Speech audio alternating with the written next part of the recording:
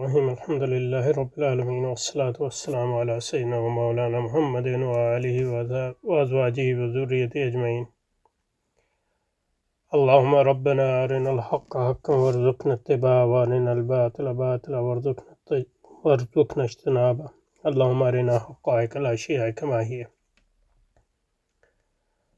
اللهم أرنا حقائق الأشياء كما هي. اللهم ربنا أرنا الحق حقا وارزقنا اتباعه وأرنا الباطل باطلا وارزقنا اجتنابه. اللهم ربنا زدنا علما وعملا وإخلاصا يا رب العالمين. اللهم لعن الذين يقاتلون أولياءك في غزة ويقتلون الأبرياء والأطفال والنساء والمستضعفين. اللهم انتقم من الذين يقاتلون أولياءك في غزة ويقتلون الأطفال والأبرياء والنساء والمستضعفين.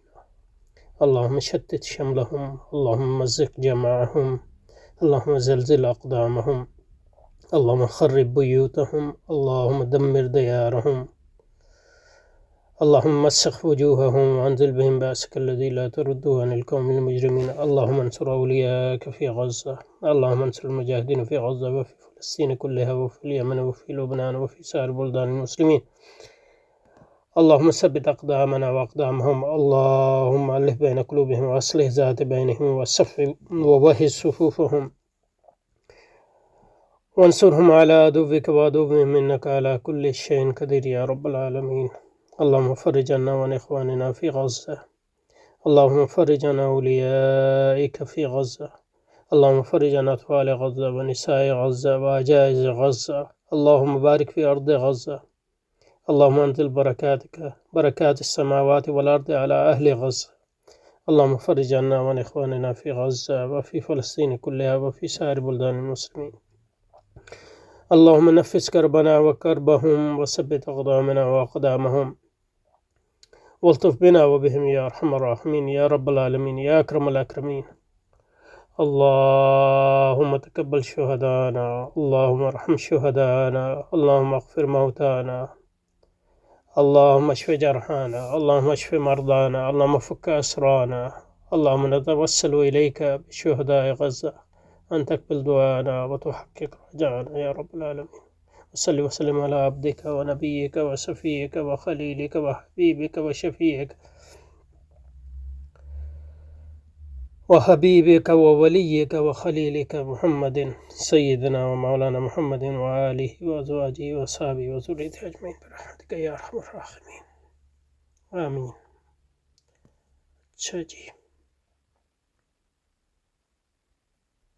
اچھا جی اس کو شروع کیا تھا لیکن اب یاد نہیں کہاں چھوڑا، تو کچھ ابتدائی باتیں کی تھی، تو اس کو دوبارہ سے دیکھتے ہیں۔ ہوتا ہے زیادہ پیما پھر کارواں ہمارا۔ تمہید: گزشتہ انتخابات کی طرح 2024 کے انتخابی نتائج غیر متوقع طور پر، اب یہ نہیں پتہ غیر متوقع کا کیا مطلب ہے، ہمارے لیے حوصلہ شکن ہے، یعنی مطلب یہ ہے کہ جتنی امید تھی اس سے بھی زیادہ استناد۔ اب یہ نہیں بتا یہ کس کے لیے غیر متوقع تھے، جماعت اسلامی کے لیے، ڈاکٹر جاوید انصاری صاحب کے لیے، یہ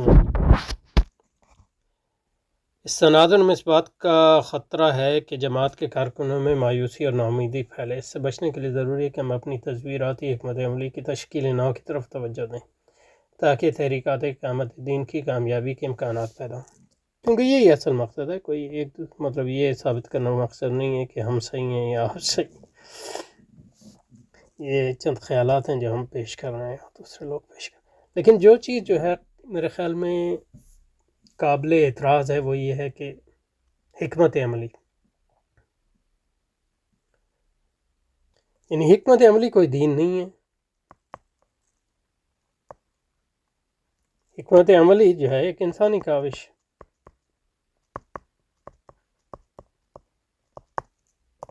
اور ہر انسانی کاوش کی طرح اس میں ہمیشہ اصلاح کی بھی ضرورت رہتی ہے، نظر ثانی کی بھی ضرورت رہتی ہے، اور تبدیلی کی بھی ضرورت رہتی ہے حالات کے مطابق۔ اگر حکمت عملی کام کر رہی ہے تو اس کو تبدیل کرنا کوئی مقصد نہیں، یعنی تبدیلی برائے تبدیلی کوئی مقصد نہیں. لیکن یہ ہے کہ یہ میری سمجھ یعنی جو چیز قابل اعتراض ہے وہ یہ ہے کہ ایک حکمت عملی بار بار ناکام ہو رہی ہے. ناکام، اور جب آپ ناکامی کی بات کرتے ہیں تو بعض لوگ جو ہیں اس کو آخرت سے ملا لیتے ہیں، لیکن یہ بالکل ایک منطقی اغلوطہ ہے ان معنوں میں کہ آخرت کا حکمت عملی سے کوئی تعلق نہیں اور نہ اس کی کامیابی سے تعلق.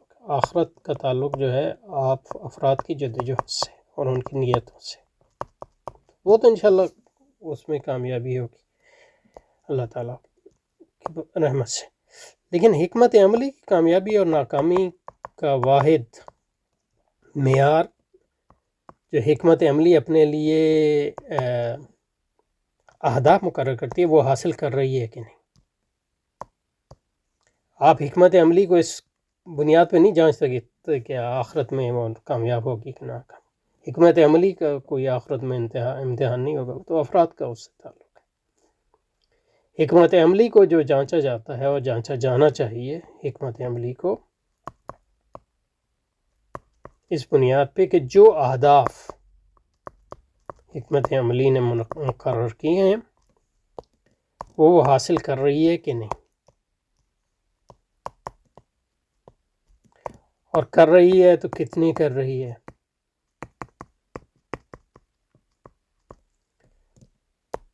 اور نہیں کر رہی تو کتنے نہیں کر رہی، اور کیوں نہیں کر رہی. کیونکہ کوئی بھی حکمت عملی جو ہے 100% اپنے اہداف حاصل نہیں کر رہی. لیکن اگر ایک حکمت عملی 60% اپنے اہداف حاصل کر رہی ہے جو اس نے بیان کیا اس حکمت عملی میں، تو وہ ایک کامیاب حکمت عملی. اگلے سال 70 کرے، لیکن اگلے سال اگر وہ 40 کرے تو اس کا مطلب ہے اس حکمت عملی کو بدلنے کی تو نہیں، لیکن یہ کہ دیکھنے کی ضرورت ہے کہ کیا مسئلہ ہے. لیکن ایک حکمت عملی اگر بار بار ناکام ہو رہی ہے اپنے اہداف حاصل، اپنے اہداف جو اس نے خود مقرر کی، تو اس حکمت عملی پر اصرار جو ہے اس سے بڑی نادانش مندی اور اس سے بڑی ناعقلی اور اس سے بڑی ہٹ دھرمی کوئی نہیں میرے خیال. افراد کے لیے، اور اگر جماعت ایک بڑی جماعت جو ہے کوئی بھی جماعت اس پہ اصرار کرے تو اس کا مطلب ہے وہ جماعت جو ہے اخلاقی طور پہ، روحانی طور پہ، علمی طور پہ، عقلی طور پہ دیوالیہ ہے. تو یہ یعنی ایبسٹریکٹ بات کر رہا ہوں مجرداً، یعنی کسی بھی جماعت سے. اس مضمون جماعت کی تصویراتی حکمت عملی، اب تصویراتی کے مطلب پہ ہم نے پچھلی بار کافی بحث کی تھی تو اب دوبارہ نہیں کریں گے. آئندہ ترتیب کے ضمن میں چند گزارشات پیش کروں گا. پاکستان میرے نظر میں ہمارے سیاسی اور معاشرے نفوذ کا ذریعہ بن سکتی. پاکستان کا سیاسی پس منظر و منظرنامہ.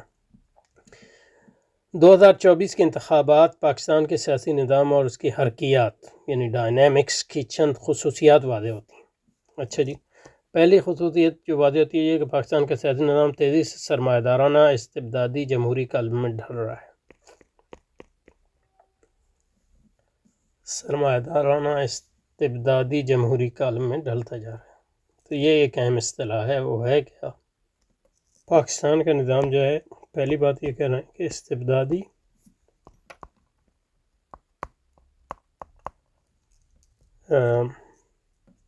جمہوری قالب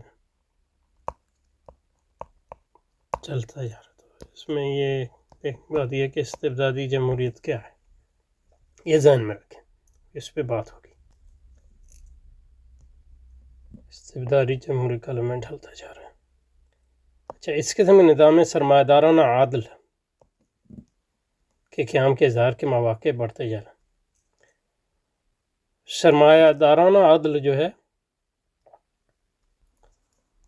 سرمایہ دارانہ عدل کا مقصد یہ ہے کہ جو کیک ہے اس میں آپ کو اس کا کچھ نہ کچھ حصہ ملتا ہے، اور جتنا لوگ بڑھ چڑھ کے اس میں لیتے ہیں ان کا حصہ بڑھتا جاتا ہے. تو اسی طرح لوگ سرمایہ دار بنتے ہیں.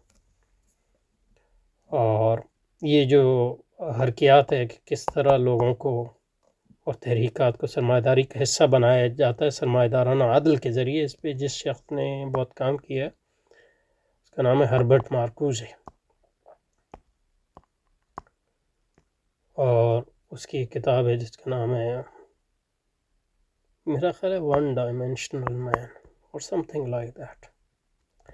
اس میں اس کا جو بنیادی مثلاً وہ مزدور تحریک پہ بات کرتا ہے، کس طرح مزدور تحریک کو سرمایہ دارانہ نظام کا حصہ بنایا گیا. اس کا جو طریقہ تھا یہ کہ حقوق کی سیاست، جب آپ ان کو حقوق دیتے گئے تو وہ سرمایہ داری کے خلاف جو انقلابی مزاحمت ہے وہ ختم ہوتی گئی، اور لوگ جو ہے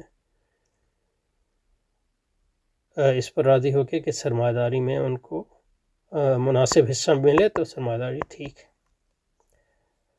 تو جس طریقے سے لوگوں کو سرمایہ دار بنایا جاتا ہے وہ ان کو سرمایہ دارانہ عدل کے ذریعے، اور سرمایہ دارانہ عدل کا مطلب یہ ہے کہ آپ کو سرمایہ دارانہ حقوق دیے جاتے ہیں، اس کے ذریعے آپ کو سرمایہ دار بنایا جاتا ہے، اور سرمایہ دارانہ عقلیت کی صداقت پر یقین بڑھایا جاتا ہے. یہ جو پروسیس ہے یہ سوشلائزیشن کا پروسیس. سوشلائزیشن اس سے فرد کی انفرادیت بنتی ہے.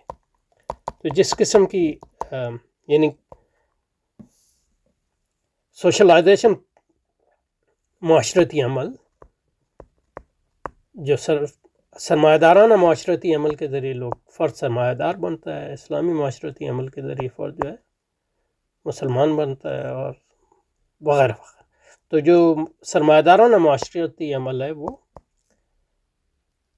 سرمایہ دارانہ عدل میں پر لوگوں کا اعتماد قائم ہونا، اور ان کو سرمایہ دارانہ عدل میں کچھ نہ کچھ حصہ دینا، یا یہ آس دلانا کہ وہ اگر مناسب محنت کریں گے تو ان کو سرمایہ دارانہ کیک میں کچھ حصہ ملے گا، اور جتنا وہ بڑھ چڑھ کریں گے ان کا حصہ بڑھتا جائے گا.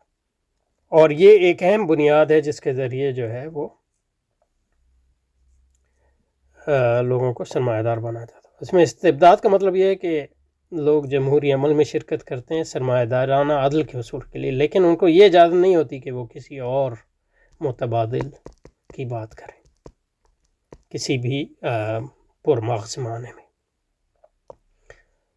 تو ان معنوں میں جو ہے سرمایہ دارانہ جمہوری نظام جو ہے ایک استبدادی نظام ہے. اب اس استبداد کو آپ کتنا فیل کریں، محسوس کریں، یہ الگ بات ہے. اگر آپ کا ایمان جو ہے سرمایہ داری پہ بڑھتا جائے گا تو ظاہر آپ کو وہ استبداد نہیں لگے گا، کیونکہ آپ وہی بننا چاہتے ہیں. لیکن جن معاشروں میں سرمایہ داری ابھی پوری طرح جو ہے راسخ نہیں ہوئے تو وہاں اس استبداد کا عملی اظہار بھی ہوتا ہے. ٹھیک ہے جی. اس قسم کے نظام میں سرمایہ دارانہ عدل کی قیام کے اظہار کے مواقع بڑھتے جاتے ہیں. عوام کا ایک بڑا اور فعال حصہ، اس کے لیے میجورٹی ضروری نہیں لیکن ایک بہت بڑا حصہ، عمومی سرمایہ مفاد کو گروہی مفادات یعنی مطلب لسانی اور علاقائی اور برادری کے مفاد پر ترجیح دینے لگتا ہے.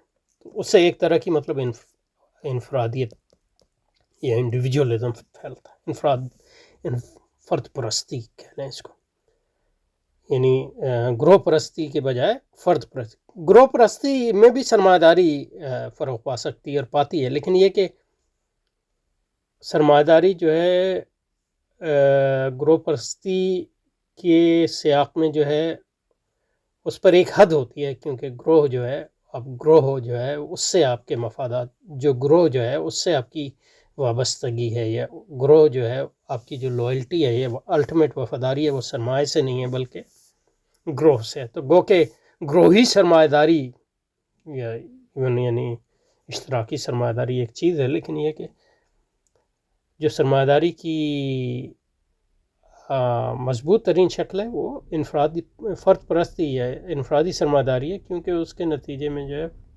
سرمایہ داری جو ہے فرد کو آسانی سے جو ہے استعمال کر سکتی ہے، گروہ کو استعمال کرنے میں اس کو مشکلات پیش آتی ہیں.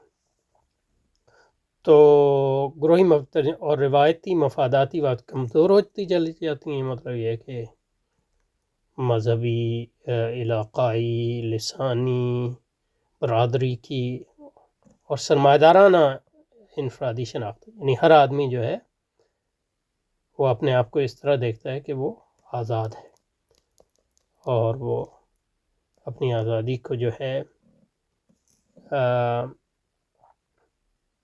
عملی جامہ پہنانا چاہتا ہے، اور اس عملی جامہ پہنانے کی شکل جو ہے سرمایہ داری ہے، سرمایہ دارانہ عدل ہے۔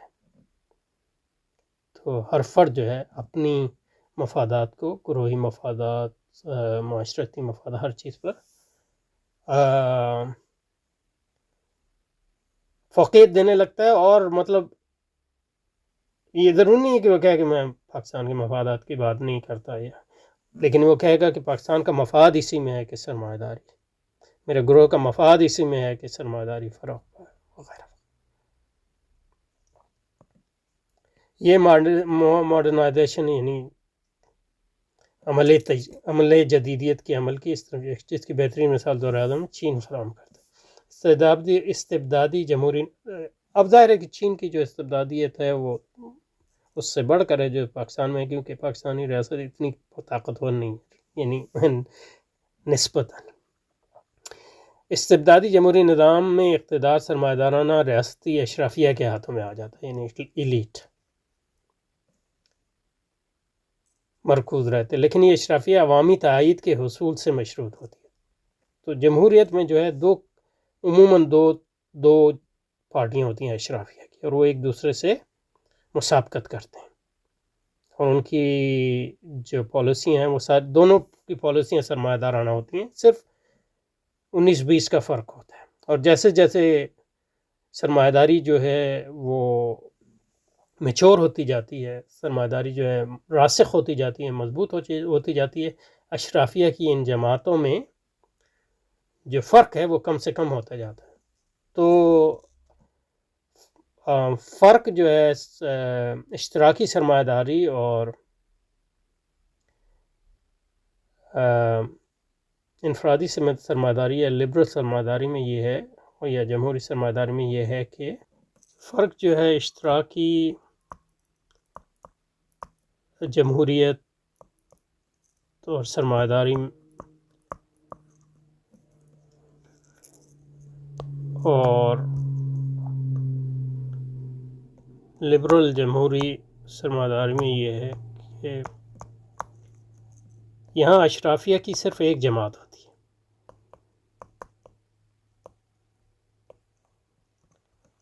اور اس جماعت کے اندر جو ہے گروہ ہوتے ہیں جو آپس میں مسابقت کرتے ہیں، اور جب یہ اشرافیہ جو ہے جمہوری نظام میں تبدیل ہوتی ہے، جمہوری استبدادی نظام میں، تو تب بھی جو ہے یہ اشرافیہ جو ہے وہ ایک ہی جماعت ہوتی ہے، لیکن اس جماعت کے اندر جو ہیں گروہ ہوتے ہیں جو آپس میں کمپیٹ کرتے ہیں، آپس میں مسابقت کرتے ہیں، اور ان کی مختلف حکمت عملیاں بھی ہوتی ہیں۔ لیکن جب اشتراکیت سے استبدادی جمہوریت کی طرف یہ اشتراکی جمہوریت سفر کرتی ہے تو اس میں عوامی تائید کا عنصر بڑھتا جاتا ہے، تو عوامی تائید پہ ڈپینڈ کرتے ہیں۔ تو یہ اشرافیہ جو آپس میں مسابقت کرتے ہیں عوام، اور اپنی پالیسیوں کے لیے عوامی تائید حاصل کرتے ہیں، اور جو تائید حاصل کرنے کا ذریعہ ہے وہ یہ ہے کہ عوام کو جو ہے نظری طور پہ بھی عملی طور پہ یہ جتاتے ہیں کہ اگر تم ہمارے ساتھ ہوگے تو تمہارے مادی حالات بہتر ہوتی جائے گی، تم سرمایہ دارانہ عدل میں شریک ہوتے جائے۔ جبکہ جو سرمایہ دارانہ لبرل جمہوریت ہے جیسے پاکستان، اس میں جو استبدادی جمہوریت کی شکل ہے وہ یہ ہے کہ جمہوریت میں 2 یا 3 پارٹیاں ہوتی ہیں جو آپس میں مسابقت کرتی ہیں، تو وہ جو ایک پارٹی کے اندر 3 گروہ ہوں یا 3 پارٹیاں، تو لیکن یہ کہ 3 پارٹیاں جب الگ الگ ہوں تو پھر مسابقت زیادہ بہتر ہوتی ہے، تو اس کا یعنی جمہوریت جو ہے زیادہ راسخ ہوتی ہے۔ لیکن یہ اشرافی عوامی تائید کے حصول سے مشروط ہو جاتے ہیں، لہذا استبدادی جمہوریت میں ہمیشہ عوامی تحرک یعنی موومنٹ، اس لیے مطلب دیکھیں نا جب عمران خان اقتدار میں نہیں ہوتا تو وہ اس کے علاوہ یعنی اقتدار میں نہیں ہوتا تو اگلے اقتدار تک وہ صرف یہی کرتا ہے کہ تحریکیں چلاتا رہتا ہے، عوام کو متحرک رکھ، اہم ترین ریاستی پروجیکٹ ہوتا ہے، اور جب ریاست میں آ جاتا ہے تو پھر بھی مطلب اس کو عوامی موبلائزیشن کی ضرورت رہتی ہے۔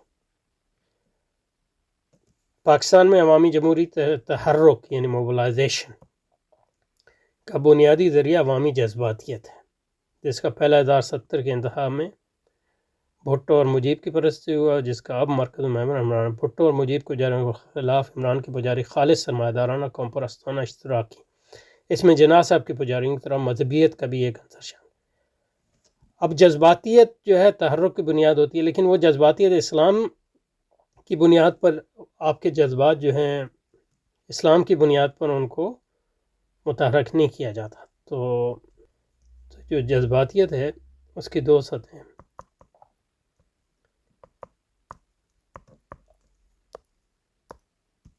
جذباتیت ہے اس کا تعلق جو ہے آپ کے جذبات کو متحرک کیا جاتا ہے۔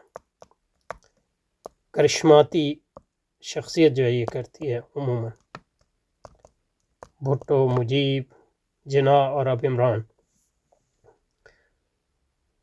اور جن جذبات کو اپیل کیا جاتا ہے وہ آپ کے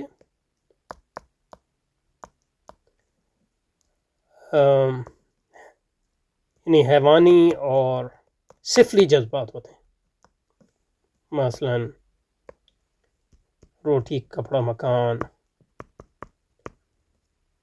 مغربی پاکستان کے خلاف نفرت، بنگالیت کی پرستش، جو یعنی اپنے آپ کی پرستش کی شکل ہے، یا ہندوؤں کے خلاف نفرت یا ہندوؤں کا ہوا کھڑا کرنا، اور مسلمانوں کے مادی مفاد کے حصول کے لیے جذبات کو۔ تو اس میں دو چیزیں، جن جذبات کو اپیل کیا جاتا ہے وہ آپ کے عموماً سفلی جذبات ہیں، اور اس کے نتیجے میں جو سوشلائزیشن کا عمل ہوتا ہے اس کے نتیجے میں عوام کی جو اخلاقی حالت ہے وہ گرتی جاتی ہے، کیونکہ جن جذبات کی تطہیر نہیں کی جاتی بلکہ آپ کے غلیظ اور سفلی جذبات کو ابھارا جاتا ہے، یعنی نفرت اور مادہ پرستی وغیرہ وغیرہ۔ اس کے برعکس اسلامی تحرک اگر ہوتا تو اس کی بنیاد جو ہے محبت رسول ہے، اور حفاظت دین اور شہادت، اور یہ جذبات جو پاک جذبات ہیں۔ بھٹو اور مجید کو پجاریوں برخلاف عمران کے پجاری خالص سرمایہ دارانہ قوم پرستانہ اشتراکی ہیں۔ اس میں جناح صاحب کے پجاریوں کی طرح مذہبیت کا ایک عنصر بھی شامل ہے، کیونکہ مذہب کو بھی استعمال کرتے ہیں انہی سفلی اہداف کے لیے۔ مذہب سے کوئی مطلب یہ ہے کہ ان کی جو اشرافیہ ہے اس کی وفاداری عموماً کیونکہ ہمیشہ ایکسیپشنز ہوتے ہیں، بالکل انسٹرومنٹل ہوتی ہے، آلاتی ہوتی ہے۔ سرمایہ دارانہ کی عوامی طلب کا اظہار 915 میں روایتی اشرافیہ یعنی جو پرانے بیوروکریٹ اور زمیندار اور انڈسٹریلسٹ ہیں ان کو پسندیدہ نہیں ہوتی، اور فوجی عوامی تحریک کی بنیاد پر برسر اقتدار آنے والی جماعتوں کو سبوتاش کرنے کی کوئی جدوجہد کرتے ہیں، جیسا کہ 73 تا 77 تک پیپلز پارٹی اور 217 تک تحریک انصاف کو جاگیرداروں، سرمایہ داروں اور ساہوکار حرام خوروں نے سبوتاش کیا۔ سامراجی اشرافیہ کی پشت پر سامراج کی قوت ہوتی ہے، یعنی امریکہ، لیکن سامراجی استبدادی جمہوری پارٹیوں سے مسالت پر بھی راضی ہوتا ہے، مثلا چین سے اس کے تعلقات ہوئے، اور عمران سے کی حکومت سے بھی اس کے اچھے تعلقات سے زیادہ تھے۔ یہ وجہ ہے کہ عمران نے 1970 میں IMF کا پروگرام جاری کیا اور آج کل امریکہ کو راضی کرنے کی بھرپور کوشش کر رہا ہے۔ اور بھٹو بھی گو کہ امریکہ کے خلاف اس کی ریٹورک بہت زیادہ تھی، لیکن یہ ہے کہ وہ بھٹو امریکہ سے یعنی مصالحت پر بھی آمادہ تھا، اور اشتراکیوں پر اس نے ظلم کے پہاڑ توڑے۔ عمران خان کی حقیقی آزادی سامراجی سرمایہ غیر مشروع غلامی کے علاوہ کچھ نہیں، لہذا غالب امکان یہ ہے کہ پاکستان سیاسی نظام استبدادی جمہوری کالم میں ڈھلتا چلا جائے گا۔ اچھا، یہ پچھلی بار بھی کیا تھا، لیکن اب ذرا اس پہ مزید وضوح کے ساتھ بات ہوگی، تو انشاءاللہ اگلی بار جو ہے ہماری تصویراتی حکمت عملی حالیہ تجاویز سے شروع کریں گے انشاءاللہ۔ انشاءاللہ. سبحانک اللہم و بحمدک نشہد ان لا الہ الا انت نستغفرک و نتوب الیک. صلی اللہ تعالی علی سیدنا و مولانا محمد و آلہ و ازواجہ و ذریتہ اجمعین برحمتک یا رب.